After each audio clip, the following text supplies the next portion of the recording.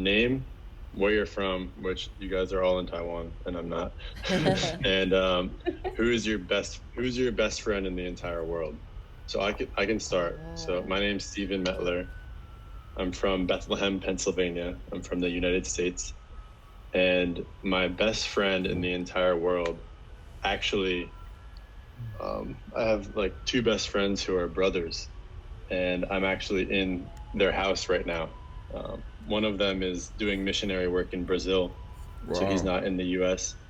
But the other one is here, and I'm visiting him now. And I spent the last few days with his family, and we went hiking the other day, and it's just been very good to get out of my own house in the coronavirus time. Good.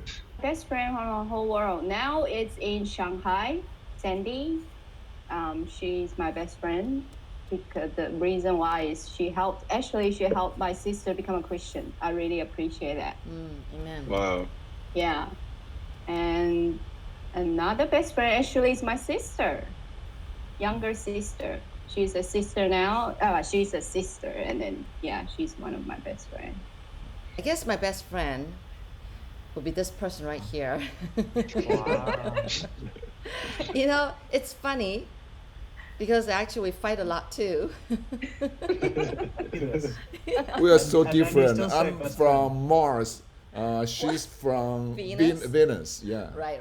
There's that book. Okay. And sometimes we have very different ideas and, opposite opinions.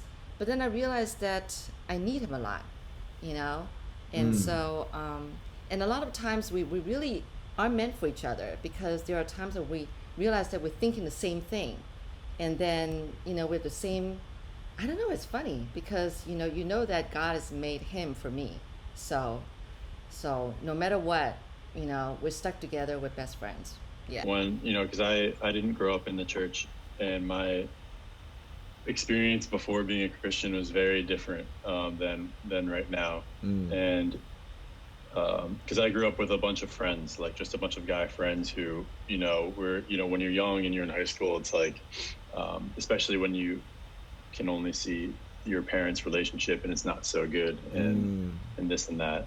But then going into the church, being able to see structured families and healthy relationships was mind-blowing for me. I think mistakes and suffering actually are things you can learn from. Like Paul, when he was in prison, he said, I can be content in every situation. Yeah. Like that's, if someone has that mentality, you basically can't defeat them. Yeah. If anything can happen to them and they're okay. And I think that that's God's like plan for us to just be able to rest in whatever situation. I mean, we feel secure to make mistake. Then we learn from that. We can grow from that, right? Because John, I like what you shared about the church. Yeah. Because a lot of friendships outside the church, I think, can fall to superficiality and being very shallow. But this article is about how technology comes into our friendships and kind of blocks us from having deep friendships. It says, what is the time that you felt you've had a superficial friendship? I can actually answer this one first, and then we can talk about it. When I was in high school, there was a girl I really liked. Oh boy. And the thing about this is my best friend also liked her a lot. Oh. And so I thought he was my best friend. And so I was involved with this girl, and then basically I stopped involvement, and I was like, no, it's okay, I'm fine. Like I don't know what happened. It basically just, I didn't enjoy it anymore. And right after that, he started to talk to her, and he tried to basically start dating her. And I know that when we were going through that, we didn't really talk as much, and we weren't good friends anymore. We used to hang out. We used to be with each other every day. But after that, we never really talked about it. And so because we weren't able to be honest with each other in that time, it was very superficial, and we hurt each other, I think. Then I think it's a superficial friendship because you just want to get something out of it for that friendship, for your own good, and it wasn't like you were thinking, what's best for the other person. Yeah, you're not considering their needs above yours, like Right. the first scripture, to Right. lay down your life, to give up your life for them.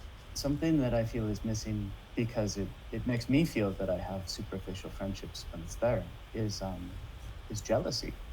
Like if I really want to have something for myself and I feel a little bit angry and a little bit sad and a little bit like this jealous feeling towards someone, that is it causes me to interact with people in that kind of superficial way, I think. I felt Yeah, that too. yeah, That me when too. you feel intimidated by someone, or you want something from them, or like you see something in them that you can think is better than what you have, you can get very distant.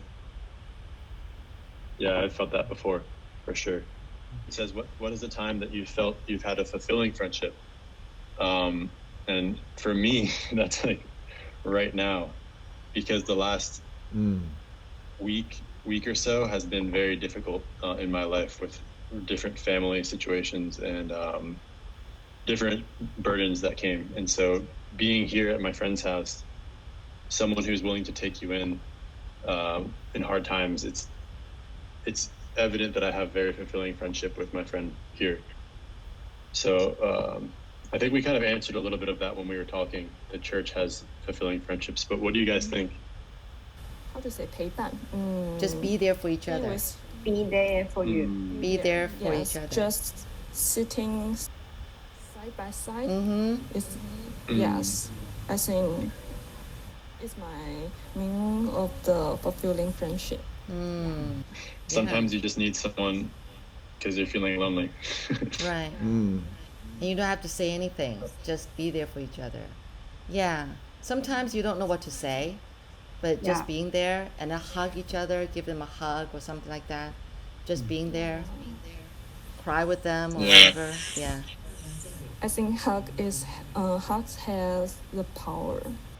A good friendship, to me, what it seems is I can use the third scripture, wounds from a friend can be trusted, but an enemy multiplies kisses.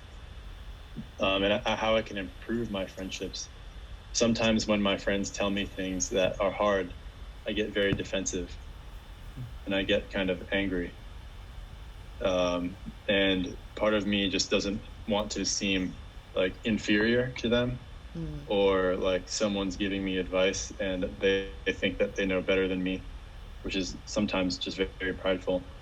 And so I think improving it is seeing the care that the friend has for you and the risk that they are taking to tell you something hard. So that's how I can think about it. What do you guys think? There's a saying in America that a friend in need is a friend indeed. Like, and it's a little, the saying is a little bit different from the scriptures, but similar too. Like, if I have a good influence in someone's life, then I feel so much better about spending time with them, and my whole attitude changes to being positive. So it is, it goes to them, and then it comes back to me, and then it goes to them, and it's like it builds up each time it changes. And the Bible says that the faith without action is dead, It's right? dead. So I think there's a lot of talker out there, but if we being a doer, just take action, become more like Jesus. Yeah, because Jesus was a man of action. Yeah, man of action. He actually loved everyone. He did it. Yeah. And it's interesting because he didn't have anything. He was homeless, and he was 30, and he, but he still, I don't know, he still was able to every second be a man of action to love others. Yeah, to touch